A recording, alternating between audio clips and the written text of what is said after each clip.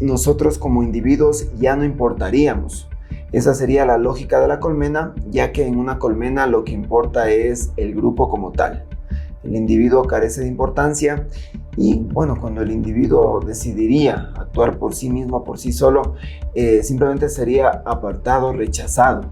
1420, que es una frecuencia que aparentemente llegaría a la Tierra como una suerte de mensaje, ¿no es cierto? Cuando se escuchó el famosísimo wow. Algunos teóricos ven esto como un nuevo tipo de profeta en Elon Musk, porque imagínate, tanto poder, tanta visión, que haya tenido tanta visión en una sola persona. Y por último, el dominio total. La IA nos gobierna sin resistencia.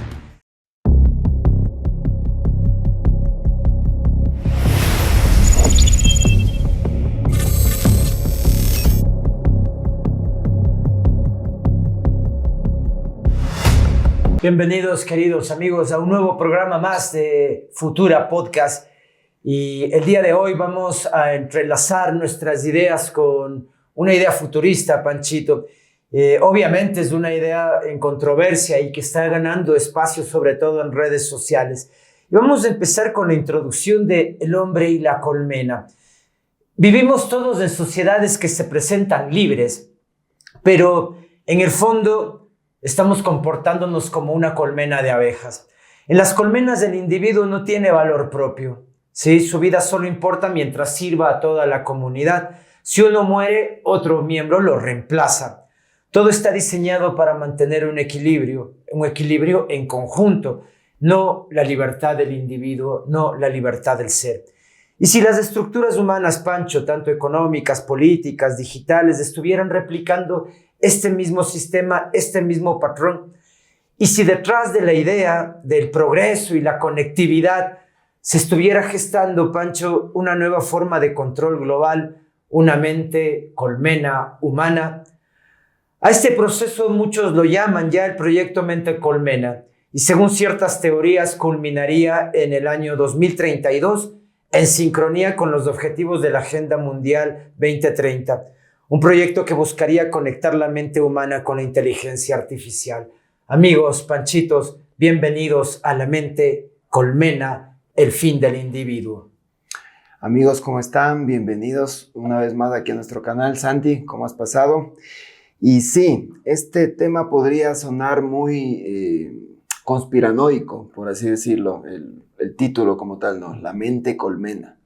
Es un título, como tú mismo lo has dicho, que ha venido ganando espacio en las redes sociales y sobre todo en todo este mundo conspiranoico, ya que con el avance de la tecnología estamos viendo que el individuo como tal está mermando sus capacidades de toma de decisiones y se está apropiando todo este sistema de inteligencia artificial de esta mente colectiva que seríamos todos nosotros.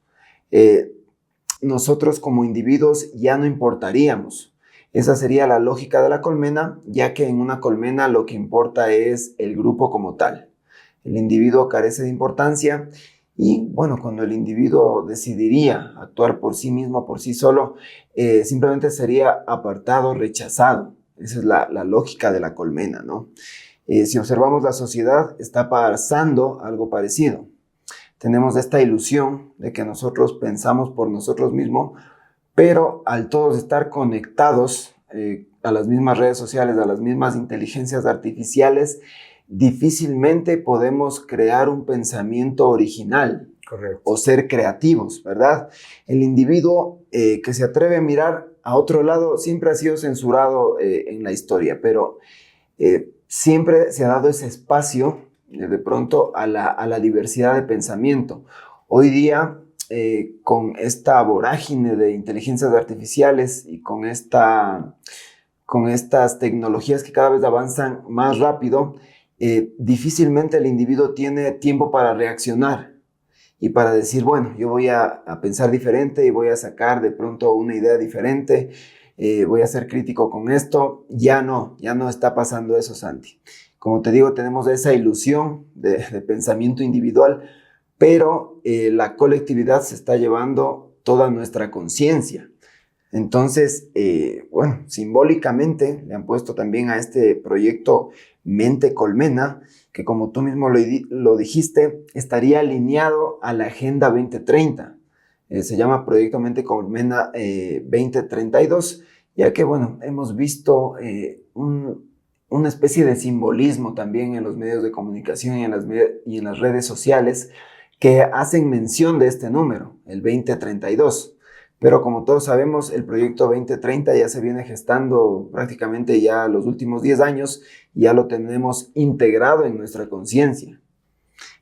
Correcto. ¿Algún momento, Pancho, ya de los programas que anteceden a este, hemos ya estado conversando sobre ese gesto de manipulación humana, ¿no es cierto? De hecho, específicamente en nuestro último programa, en La muerte del pensamiento crítico, ya dejábamos decantada la idea de que el humano quizás no está escogiendo, no está reflexionando sobre su experiencia vital, sino que simplemente estamos reaccionando a los algoritmos, ¿no? Es decir, ya los algoritmos nos están escogiendo y nosotros simplemente somos consumidores de una información, de una data que pueda resultar inclusive insulsa, ¿no? Porque hasta dónde nos llega a nosotros de esa información y cuánto la procesamos y cuánto esa información nos ayuda a cambiar al mundo, que es lo que decíamos del pensamiento crítico, el programa anterior. Ahora, Pancho, yo regreso a un filósofo francés llamado Gilles Deleuze. Él propone que los humanos somos máquinas deseantes, decía él algún momento. Él es uno de los padres del posmodernismo y su filosofía se puso mucho de moda en 1970, 80, cuando hay un declive de la época hippie, ¿no? Y más bien se intenta mirar con pragmatismo la realidad, hacer lecturas reales de quiénes somos. Y Gilles Deleuze, junto a Félix Guattari, otro pensador, proponían eso, que somos máquinas deseantes. Ya desde ahí esta idea de que somos una máquina, y una máquina con deseos además. Quiere decir que esos deseos pueden ser manipulables, pueden ser manipulados, ¿no es cierto? Entonces, de alguna manera lo que proponía Gilles Deleuze en su tiempo era que nosotros, para entender la realidad que vivimos, lo mejor será eso, leer la realidad, porque quizás no vamos a salir de ella. Entonces ahora entramos en este proyecto Mente Colmena, de lo que es muy interesante hablar, porque hay varias aristas, amigos, que nos llegan a pensar dentro de lo conspiranoico, en dónde estamos ahora, en qué época estamos los seres humanos, en la de descifrar realmente la verdad, o nuevamente son tantas historias y con la vorágine de las tecnologías estamos llegando a cualquier relato, a creer cualquier cosa, ¿no? Y aquí es importante ya empezar a hablar entonces de ejes puntuales, Pancho, como la frecuencia 1420, que es una frecuencia que aparentemente llegaría a la Tierra como una suerte de mensaje, ¿no es cierto? Cuando se escuchó el famosísimo wow por la CERP, que es este centro de investigación que están buscando vida inteligente en el espacio, y en algún momento recibieron una señal a la que le pusieron el nombre de wow, porque era justamente eso, no sé, qué raro, esto no debería tener esa frecuencia, ni parecía nada común en el espacio, ¿no? Ahora esta frecuencia nosotros sabemos que empieza a replicarse dentro de algunos momentos nuevamente. Por ejemplo, este Atlas que se supone está viniendo, parece que tiene esa frecuencia. Pero a mí lo increíble de los datos que hemos revisado para este programa es que es la frecuencia que utiliza Elon Musk para el desarrollo de sus tecnologías. Y Santi, acuérdate que es la frecuencia del hidrógeno, que es precisamente el elemento más presente en el universo, o sea, que está más presente en el universo, el más abundante. Entonces, esta frecuencia tiene todo el sentido en cuanto, o sea, no careceríamos de él a ningún momento. Como tú lo dijiste, a través de la historia tenemos estos momentos como en 1977 nos llegó este mensaje wow a través de esta frecuencia de 1420 megahercios y actualmente con el cometa Atlas se está hablando de la misma frecuencia, ¿no? Ahora, Pancho, ¿pero por qué sería importante esta frecuencia? ¿Qué es lo que quiere hacer esta frecuencia con nosotros? ¿Por qué se repite ese número? Bueno, en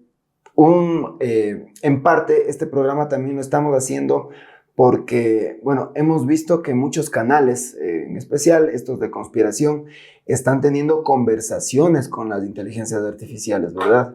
Y al tener estas conversaciones es como que sacan a relucir unos datos para mí impresionantes y a la vez espeluznantes, ¿no? Entonces, en una de esas respuestas que le da la inteligencia artificial a uno de estos presentadores de los canales, les dice que, bueno, los seres humanos estarían respirando el aire o estarían respirando los datos como respirar el aire, así sería. Los seres humanos respirarían datos como respirar el aire. Entonces, aquí sacan todo este tema de las frecuencias y claro, evidentemente nosotros los seres humanos al estar compuestos de muchos elementos, entre ellos del hidrógeno, que sería la frecuencia hasta 1420, sabemos que el agua también ¿cómo es? Susceptible de las frecuencias y sabemos que los seres humanos estamos compuestos básicamente el 60-70% de agua. Entonces, imagínate que todos nuestros datos, o sea, todos los datos del mundo de los servidores entrarían como el aire, ¿no? Aquí estaríamos ya hablando también un poquito suspicazmente del 5G. El 5G que ya se había hablado muchos años antes, que inclusive sabemos que podría estar haciendo daño a los seres humanos. Y bueno, no solo el 5G. Acuérdate, Santi, que programas como el Neuralink, o esta empresa de Elon Musk, ya está interviniendo de manera física dentro de los seres humanos instalando microchips. Están en pruebas todavía, al menos lo que se sabe. Como evidentemente nunca lo que sale a la luz es lo que es, sino que simplemente es la punta del iceberg. Yo creo que estos proyectos deben estar mucho más avanzados y bueno, ya daríamos cuenta de lo que sacan en las noticias, ¿no? Los seres humanos ya pueden mover con la mente el mouse, ya pueden mover servidores, ya pueden mover dentro de la computadora, por lo menos ya con estos pulsos electromagnéticos, ¿verdad? Correcto. Ahora, y bien que ahora traes a colación estos nombres, porque seguramente la tecnología nosotros vamos a distinguir, Pancho, que hay una gran carrera, ¿no? Desde industrias importantes y nombres importantes. Y entre ellos hay uno que sobresale radicalmente, desde el que se generan también posturas conspiranoicas y desde el que se está planteando también una suerte de visor sacro, es decir, Elon Musk, de quien estamos hablando y de quien vamos a dar ahora un tiempillo para reflexionar sobre su figura social, política, inclusive en creencia, ¿no? Porque quizás justamente todo este proceso del proyecto Colmena, de la mente Colmena, está dirigiéndonos hacia un cambio radical de paradigmas humanos, inclusive el cambio brutal de desconfiar de nuestra propia fe, o más que desconfiar, replantearnos nuestra fe y quizás girarla y cambiarla hacia una figura que puede ser humana. En este caso sería Elon Musk y su gran imperio tecnológico, ¿no? Acuérdate que Elon Musk ya es dueño de prácticamente 5 corporaciones súper importantes en el mundo, ¿no? Ya manejaría la comunicación con Twitter, manejaría toda esta conectividad inalámbrica con esta empresa de Starlink.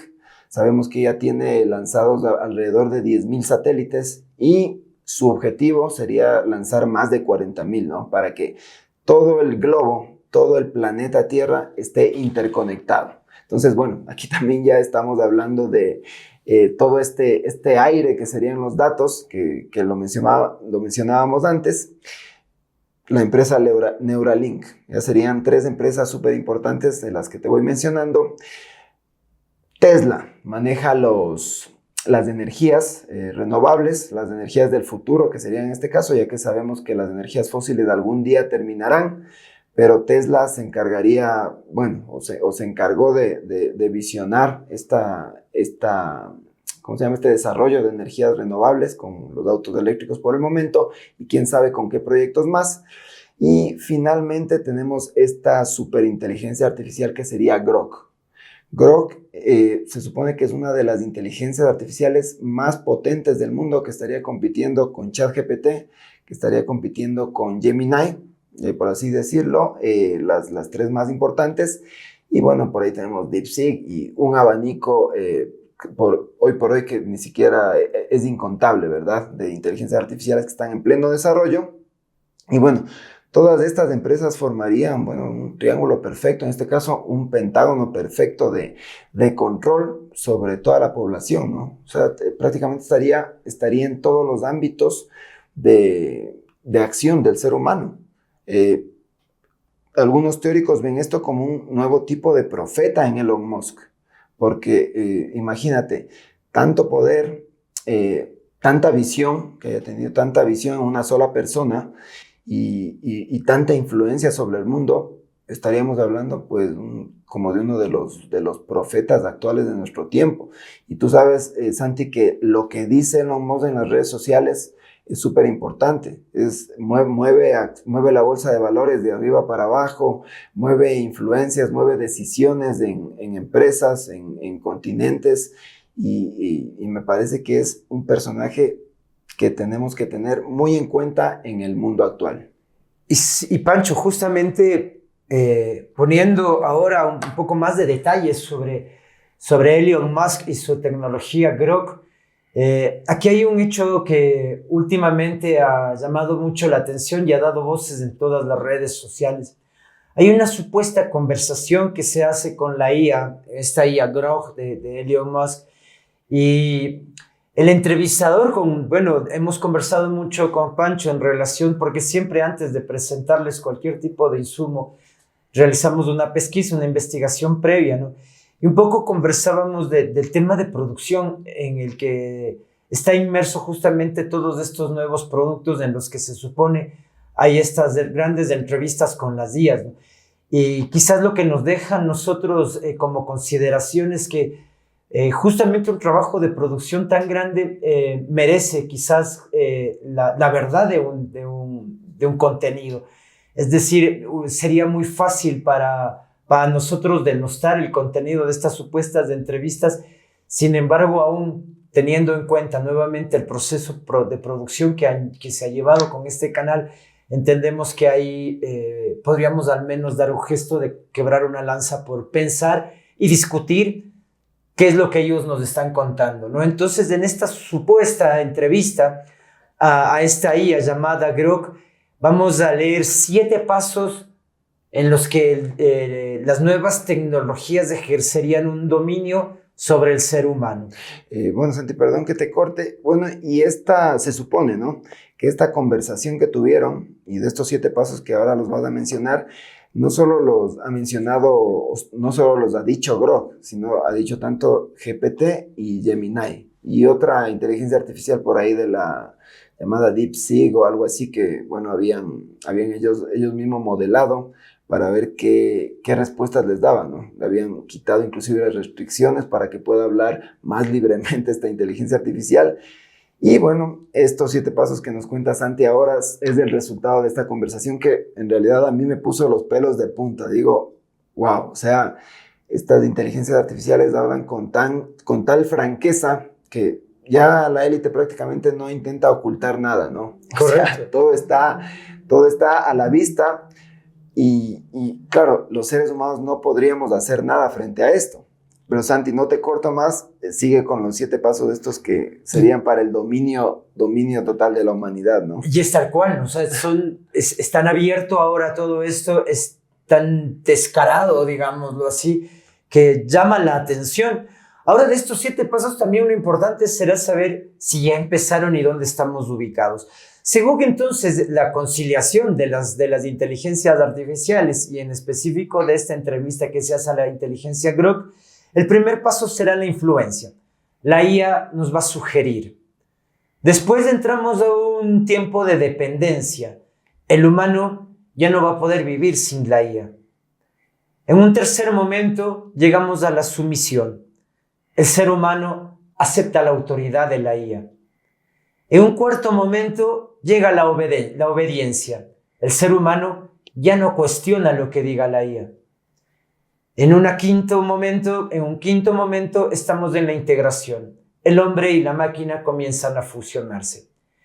En el sexto punto, la sexta escalón, estaremos en la singularidad. Todas las mentes se van a unificar en una sola. A partir de esto que Pancho nos decía antes, de un gran servidor de datos, el que ahora ya todos estamos llenándolo con cada una de nuestras visitas en red. Y por último, el dominio total. La IA nos gobierna sin resistencia. Serían los 7 pasos del dominio digital, Panchito, en el que aparentemente ya estamos ahora caminándolo. ¿Tú podrías especular sobre el qué punto estaríamos nosotros ahora? Sí, o sea, se dice que, bueno, según la propia inteligencia artificial, estamos en el tercer punto, ¿no? En el paso de sumisión. O sea, ya habríamos pasado por toda esta influencia, por la dependencia. Evidentemente hoy somos más dependientes de la inteligencia artificial que en ningún otro momento de la historia y yo creo que ya no podríamos vivir sin inteligencia artificial.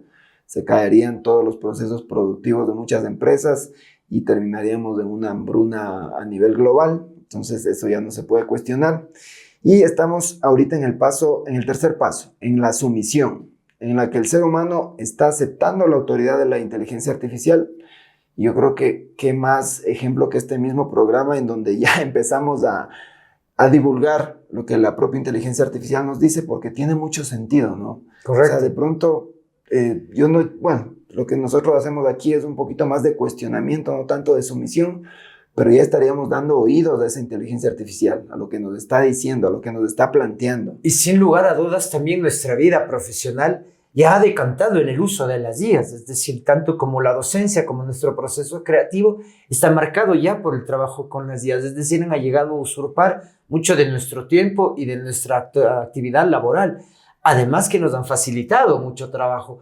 Por ejemplo, muchas de las plaquetas que ustedes ven siempre atrás en los monitores son plaquetas creadas por inteligencia artificial. Nosotros estamos creando nuestros propios recursos visuales, ¿no? Y de hecho, en el programa, muchas veces de todo lo que están viendo, hay una gran selección de los reels gracias a las inteligencias artificiales. Es decir, hay ya todo una suerte de relacionamiento con las IAs, como que el humano toda la vida hubiese estado viviendo con las IAs. Y ahí volvamos entonces a lo que sabemos hacer, Pancho. Vamos al Antropos, vamos a la historia. A la historia, precisamente. Bueno, simplemente para hacer un pequeño resumen de los pasos, en la obediencia, en donde ya no nos cuestionaríamos nada, ya sería un paso en donde el ser humano prácticamente estaría obedeciendo ciegamente a la inteligencia artificial. La integración, donde prácticamente ya todos los seres humanos estaríamos implantados un chip, y con este chip prácticamente ya nosotros sin la necesidad de una máquina, una computadora externa, ya podríamos hacer todos estos procesos que estamos haciendo ahora, y donde prácticamente ya nos fusionaríamos con la máquina, ¿no? La singularidad de que ya hemos hablado mucho, que donde la inteligencia artificial tomaría conciencia, ya todos formaríamos parte de ella, y este dominio total se estaría gestando en el 2032. Simplemente eso para finalizar esta parte del programa. Y ahí es lo que nos dice, ¿no? La inteligencia artificial. Respiramos datos como respiramos aire. Entonces, Andy, este tipo de frases a mí me dejan, o sea, como te dije, los pelos de punta porque se me vienen todas estas imágenes del 5G, se me vienen estas imágenes del Neuralink ya instalando los chips en cada uno de los seres humanos. Y bueno, es algo que está pasando, poco a poco lo estamos asimilando.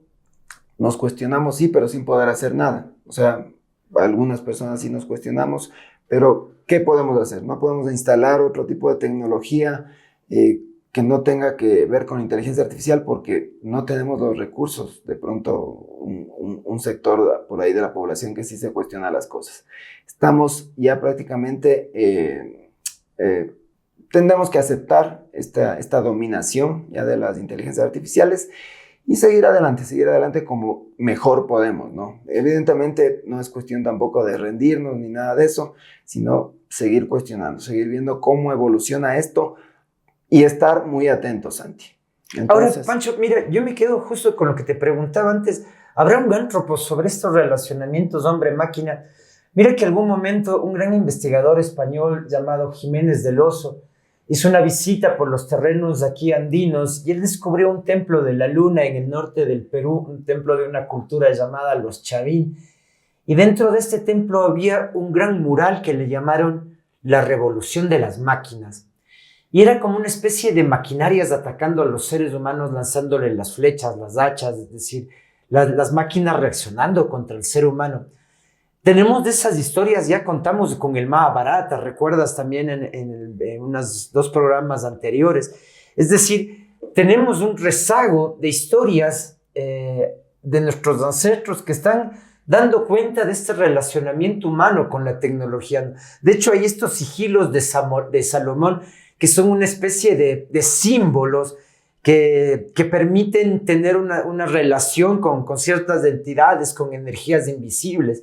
Los mismos ángeles, el Arca de la Alianza, que tenía un poder extraño, que si le tocaba, la gente desaparecía, ¿no? Una especie como desmaterialización, porque no es que se quemaba, no es que había una desmaterialización que te comenta, es decir, otra vez como si fuésemos producto de un dato, como si el dato pudiese ser posible de borrar. La conciencia mismo del ser humano ha entrado en la historia dentro de procesos de lectura, ¿no? Y la conciencia también ha sido analizada como un dato, como una suerte de ente externo al ser humano. El mismo deseo de Gilles Deleuze, que planteábamos algo como dejándonos dentro del plano de la máquina, simplemente humanos deseantes, ¿no? Él dice, no tenemos otra estructura mental sino el deseo como principio y fundamento de nuestra existencia, dice Deleuze, ¿no? Entonces, las máquinas deseantes humanas que todo el tiempo estuvieron relacionándose, piensa Egipto con sus pirámides y esta relación que tienen con Osiris, con las 3 estrellas, ¿no? Por la posición en las que se encuentran y que siempre estuvieron determinando en nosotros una suerte de energías que no se pueden medir o que de momento la mente racional del ser humano no la puede medir, ¿no? Porque nuevamente tenemos que hablar del racionalismo, Panchito, y desde cuándo tenemos una ceguera hacia la espiritualidad, por ejemplo. Sí, acuérdate cuando hablábamos en el programa de que puede ser que seamos una simulación, ¿no? Y cada vez parece que nos vamos convenciendo más de eso.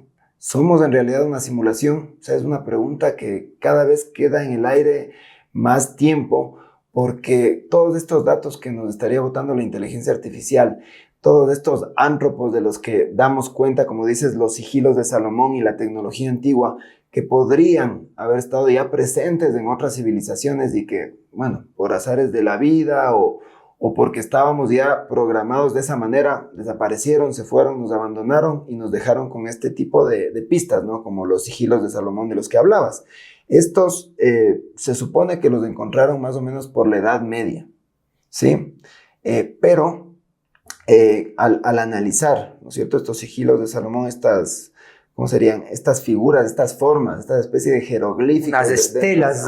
Sí. Todo esto darían cuenta de que se parecen mucho a los microchips que nosotros ahora tenemos en las computadoras, a las tarjetas madre que tenemos en las computadoras. De la misma manera, tú explicabas las pirámides de Egipto, ¿no? Que estarían perfectamente alineadas, por ejemplo, con la constelación de Orión. Entonces, de ahí deducen, ¿no es cierto?, los científicos que, bueno, sería para visualizar las estrellas y un montón de cosas que bueno, se planteaban en ese entonces, pero ahora ya tenemos más datos de las propias pirámides, ¿no? Vieron que debajo de las pirámides había una especie como de cilindros que darían cuenta de que sería las pirámides más una fuente de energía que ¿cómo sería? Que un repositorio de cuerpos para muertos, ¿cierto?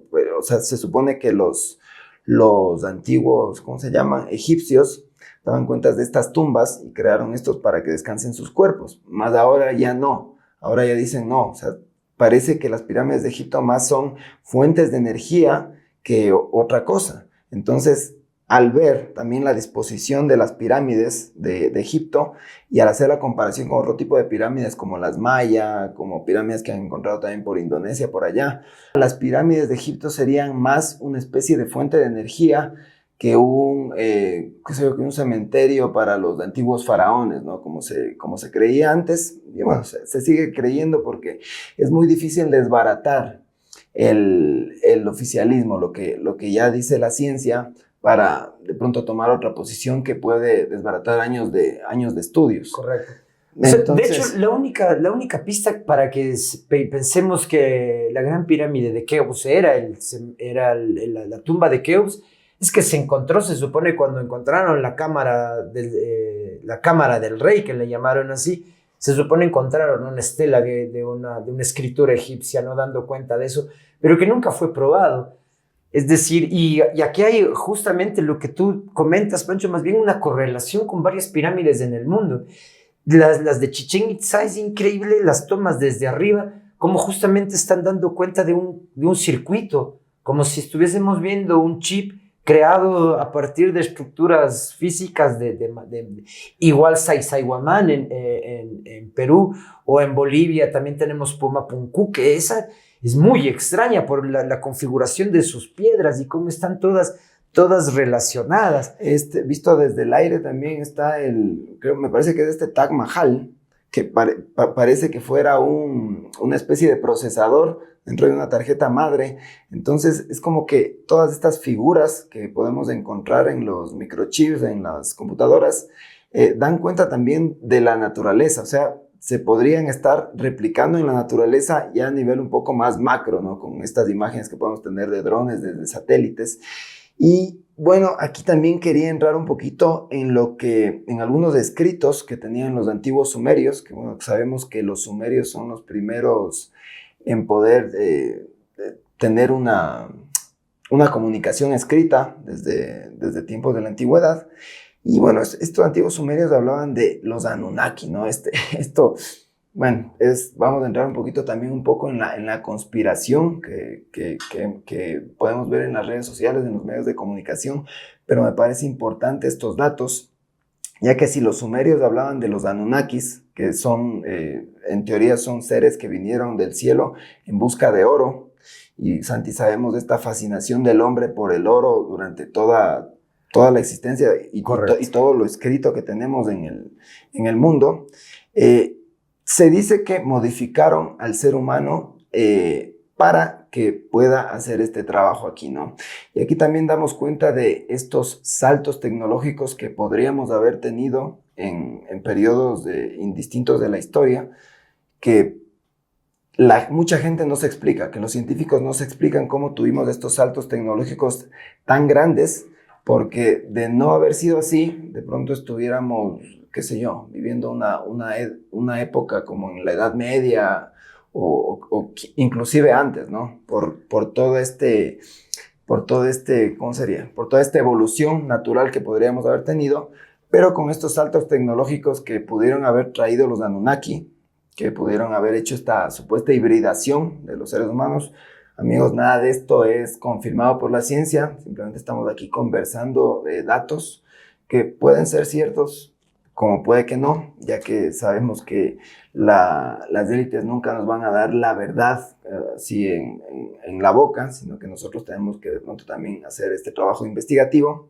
Entonces, tenemos esto que dice que el dios Enki habría mezclado, ¿no es cierto?, el ADN del Homo erectus, dando origen a la humanidad moderna, ¿no? Claro. Y de ahí podemos dar cuenta también que tenemos este eslabón perdido, que sabemos que es la teoría darwiniana, y bueno, esto encajaría dentro del eslabón perdido en este proceso evolutivo de la humanidad, ¿no? Ahora bien, como antes bien les planteó Pancho, la idea siempre es que nosotros podamos contrarrestar las informaciones, ¿no? Y en relación a esto, hay un gran escritor español llamado Lara Peinado.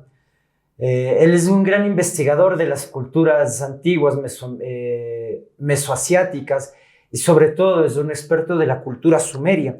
Y cuando justamente él hace la lectura de los relatos de las primeras tablillas, él sí confirma la existencia de un dios llamado Anu, y un dios que aparentemente, como las grandes mitologías, viene desde el cielo, ¿no? Ahora, hay otros relatos que ya no se van a compaginar con los relatos de Lara Peinado.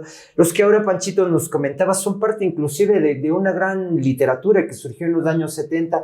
Hay un señor holandés llamado Von Daniken con un libro que se llama El oro de los dioses.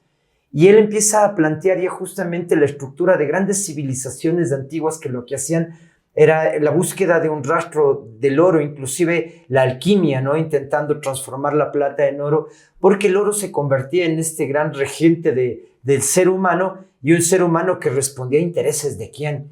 Junto a Von Daniken aparece un señor llamado Zacarías Sitchin, que es el que propone la teoría de los Anunnaki, y un planeta llamado Nibiru, que aparentemente orbita el sistema solar cada 5.000 años. Y sería como hace 4.000 años que se hizo la última circunvalación, digamos, por nuestro sistema solar. Y aparentemente en uno de estos viajes del planeta Anunnaki descubrieron la Tierra y bajo Enki hizo todos estos cambios genéticos. Una historia contada por Zecharia Sitchin.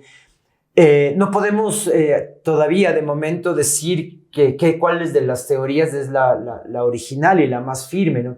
Sin duda, yo me quedo, Pancho, con los textos de Lara Peinado, el investigador español. Lo que pasa, Santi, que acuérdate que la historia siempre lo escriben los vencedores, y en este caso los vencedores de las guerras, los vencedores de las ideologías, correcto, como la Iglesia Católica.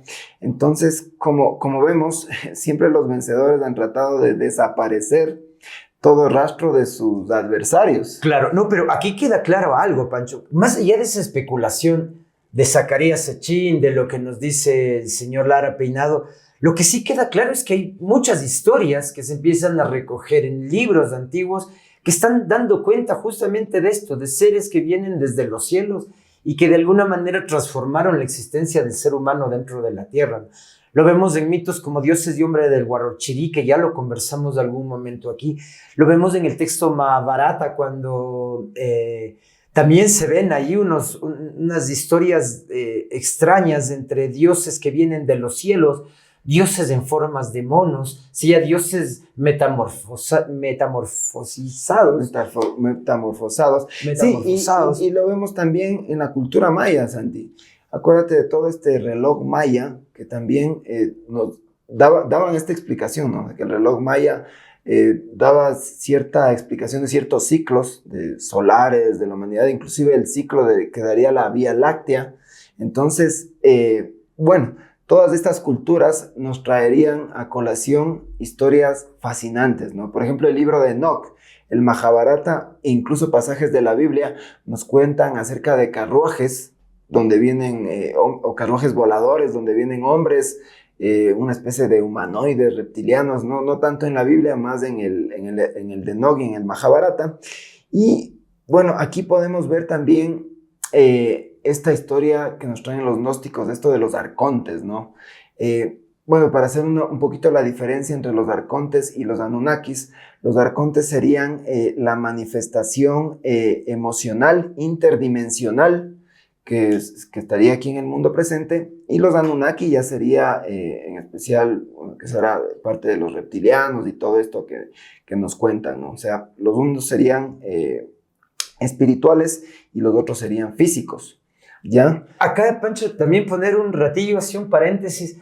Muchas de las personas que cuentan y viven abducciones llegan dentro de este plano de distinción. Y en algún momento, una de las abducciones más importantes que se vivió en Estados Unidos, porque fue registrada por algunas personas en medio de una ciudad, no me acuerdo si era Chicago, pero es una señora que sale levitando de su cuarto hacia una nave desde un departamento. Y hay muchas personas que la ven desde el piso, que están abajo en las calles, y la ven cómo se va. Y después de ella cuenta, a partir de algunos ejercicios de hipnosis, que quien habla con ella son los arcontes, quienes tú nos estás comentando ahora, que son seres de otra dimensión, pero que están relacionados con nosotros, ¿no? Exactamente, mientras que quizás sí, los Anunnaki forman parte de nuestra dimensión, son grandes viajantes, no de las dimensiones, sino de nuestro espacio-tiempo. En este otro caso, los arcontes son viajantes dimensionales, ¿no? Donde romperían quizás nuestra estructura de espacio-tiempo y están aquí en alguna suerte de ángeles, de protección, decía esta niña que había sido abducida. En todo caso, estamos hablando de que posiblemente el ser humano ha entrado en procesos de enajenación mental desde nuestras primeras historias, ¿no? Justamente con lo de Enoch teniendo que subir a una nave para llevarse a hablar con unos seres extraterrenales, ¿no? Es increíble. Igual en el Ramayana, que es este libro de los hindúes, es Rama en búsqueda de su gran amor, ¿no? Que algún momento fue ultrajada. Pero son seres que vuelan, que cambian deportes, que de repente bajan de los cielos. Sí, e inclusive, como te contaba ahorita, acabo de recordar parte de la entrevista con esta inteligencia artificial. Esta daba cuenta de que los seres humanos seríamos programados para ver estas entidades. O sea, ni siquiera las veríamos realmente, sino ya estamos programados para ver determinados patrones en los demonios, por ejemplo. Siempre los vamos a ver con cuernos, los vamos a ver de pronto envueltos en llamas. Todo este simbolismo que el ser humano maneja ya estaría dentro de la programación que nosotros tendríamos desde los inicios de la humanidad, con estos seres, se podría decir con estos Anunnaki y con estos arcontes, ¿no? Que serían como los gestores con esta hibridación, ¿no es cierto? Ahora, quiero pasarme a otra historia, saltándome un poquito a estas historias conspiranoicas que nos hablan siempre de la luna, ¿no? La luna como base arconte, ¿sí? Se supone que la luna es un satélite natural que, bueno, al chocar un asteroide con la Tierra, se desprendió un pedazo y esa sería la luna que se formaría a través de millones de años orbitando alrededor de la Tierra, ¿no? Bueno, da la casualidad que hay estudios que dicen que la luna, primero, no tiene la misma densidad que la Tierra, entonces habría esta inconsistencia. Entonces ahora lo que los teóricos, estos opinan, es que la luna sería un satélite artificial y sería esta como una base arconte, donde ellos tendrían inclusive un aparato o una torre que, bueno, hay inclusive fotografías que supuestamente han hecho, que sería como una especie de reciclador de almas. Entonces, no carece de sentido, tiene toda la lógica del mundo. Evidentemente no hay ciencia que respalde esto, para los amigos que nos están viendo, pero si lo pensamos desde un punto de vista, bueno, un poquito más abierto, Santi, esto podría ser que todos estos seres interdimensionales, como son los arcontes, hayan venido desde otra galaxia, desde otro sistema, hayan instalado de pronto su satélite, que sería la luna en este caso, y este esté funcionando como reciclador de almas y como qué sé yo, en una especie de bucle que tendríamos todos los seres humanos para hacer el trabajo que ellos quieran que nosotros hagamos aquí, como es, de pronto puede ser sacar oro, de pronto puede ser alimentar a través de nuestras almas o de nuestras emociones, alimentar a esos entes. Bueno, hay varias teorías, pero no carece de sentido. No carece de sentido tanto, Pancho, que de la luna desconocemos mucho de por qué está forjada así. Algún momento cuando se intentaron distinguir sus elementos a partir de rocas lunares, también nos sorprendió una suerte de oquedad también que aparentemente existe en ella. Y volvamos inclusive también a la vieja filosofía griega o a la filosofía, de hecho la que estábamos hablando antes, hebrea, la que formaría el tema de la Biblia, ¿no? Ponte Platón cuando nos decía el mundo de las ideas. Este mundo de las ideas en el que nosotros simplemente somos un reflejo de la idea de un mundo que sería superior, que podría ser este gran reciclador de almas, ¿no? Desde donde uno simplemente se proyecta para poder existir. O cuando hablábamos de Descartes, cuando hablaba de este demiurgo, este gran demonio que está metiendo ideas en mi cabeza, ¿no? Entonces, como que vivimos desde alguna manera estos dioses con sus máquinas, construyéndonos a nosotros imaginarios para que podamos existir. Un tema radical, porque además de la luna no nos va a dejar de sorprender, porque todos los humanos siempre vemos su misma cara.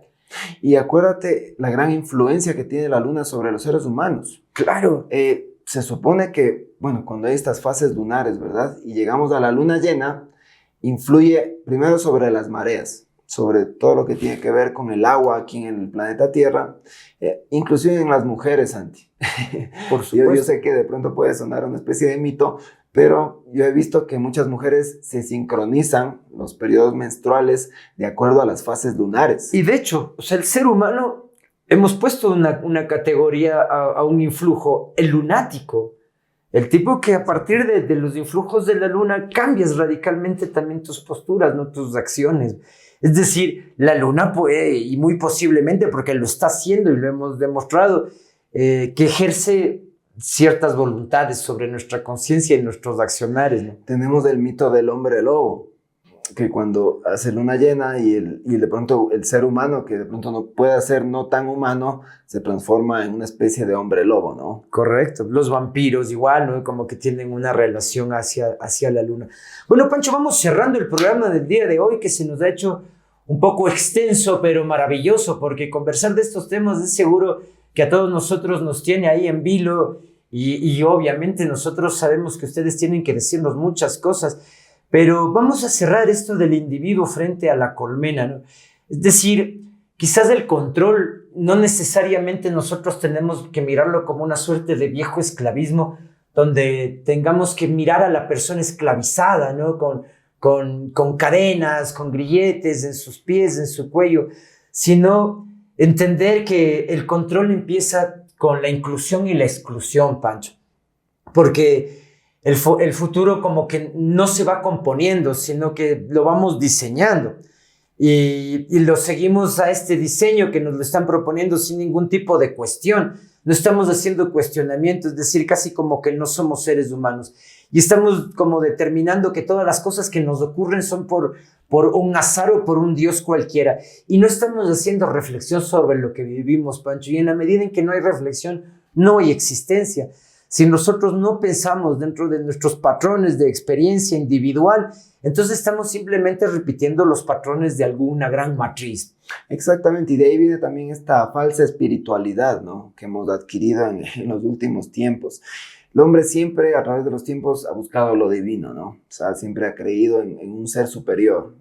Hemos querido creer en un Dios, que bueno, yo quiero creer en un Dios para, evidentemente, tener un propósito de vida y hacer las cosas bien en esta tierra.